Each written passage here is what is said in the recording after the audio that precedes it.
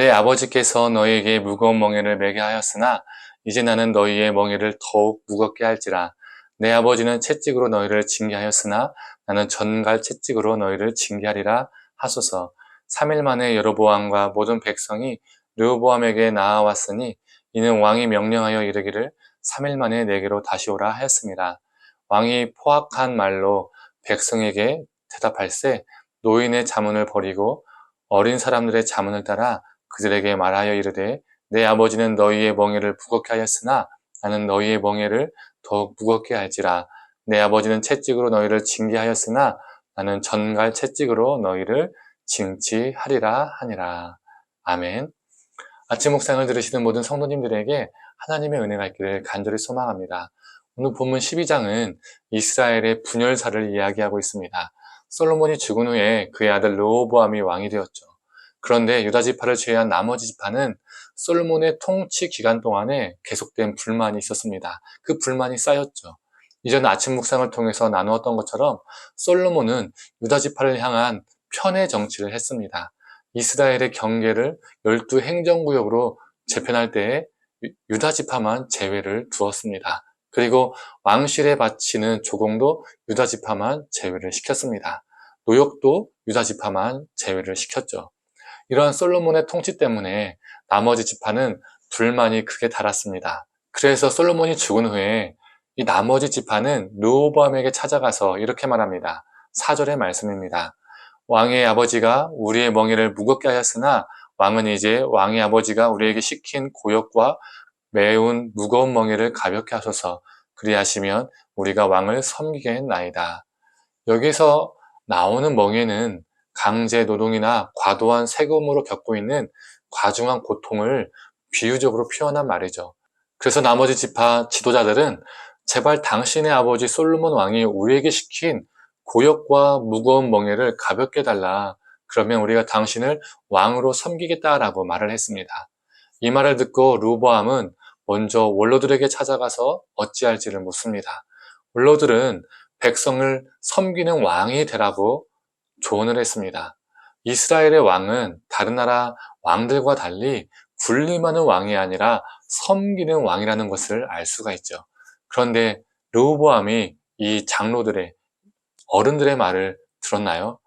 우리가 잘 알고 있는 것처럼 듣지 않았습니다. 대신 소년, 즉 젊은이들의 조언을 들었습니다. 14절에 이렇게 말하고 있죠. 어린 사람의 자문을 따라 그들에게 말하여 이르되 내 아버지는 너희의 멍에를 무겁게 하였으나 나는 너희의 멍에를 더욱 무겁게 할지라. 내 아버지는 채찍으로 너희를 징계하였으나 나는 전갈 채찍으로 너희를 징치하리라. 르호보암은 나머지 지파 지도자들을 향해서 내 아버지가 했던 것보다 너희들을 더 괴롭히고 더 노역을 시키고 더 고통스럽게 하겠다라고 말하고 있습니다. 르호보암은 자신이 공언한 대로 11지파를 무력과 노역으로 다스리기 위해서 역군 감독 아도람을 파송했습니다. 하지만 이 나머지 지파는 이 아도람을 죽임으로써 르호보암의 통치를 단호하게 거부합니다. 성도님들, 지난 아침 묵상 때 언급했던 말씀을 기억하십니까? 신명기 11장은 왕이 해서는 안 되는 3가지를 금지하고 있고 그 금지 사항 이후에 왕이 해야 되는 내용들을 이야기하고 있습니다. 왕이 해야 할 것이 무엇이었습니까? 하나님을 경외하고 하나님의 말씀에 순종하는 것이었습니다. 그런데 또 하나가 있습니다. 20절 전반부를 한번 읽어보도록 하겠습니다. 그리하면 그의 마음이 그의 형제 위에 교만하지 아니하고. 왕은 형제 위에 교만하지 말라라고 하나님은 말씀하셨죠. 이게 무슨 의미입니까? 왕은 백성 위에 군림하는 존재가 아니라는 겁니다. 대신 왕은 어떤 존재입니까? 오늘 본문에 나오는 원로들이 르호보암에게 조언했던 것처럼 왕은 군림하는 존재가 아니라 섬기는, 백성을 섬기는 존재입니다. 그런데 르호보암은 이것을 망각했습니다.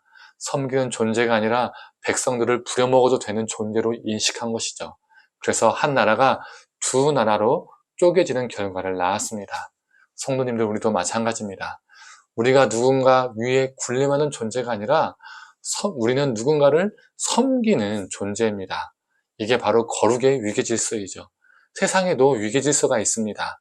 그리고 신앙 안에서도 위계질서가 있습니다. 세상의 위계질서는 낮은 자가 높은 자를 섬기고 높은 자가 낮은 자 위에서 군림하는 게 세상의 위계질서이죠. 그러나 거룩의 위계질서는 높은 위치에 있는 자가 낮은 자를 섬기는 것입니다. 세상의 위계질서와 다른 논리를 가지고 있습니다. 가장 높으신 우리 예수님도 이 땅에 섬김을 받으러 오신 것이 아니라 이 땅에서 섬기기 위해서 오셨다는 것을 우리 심령에 깊이 새기길 소망합니다.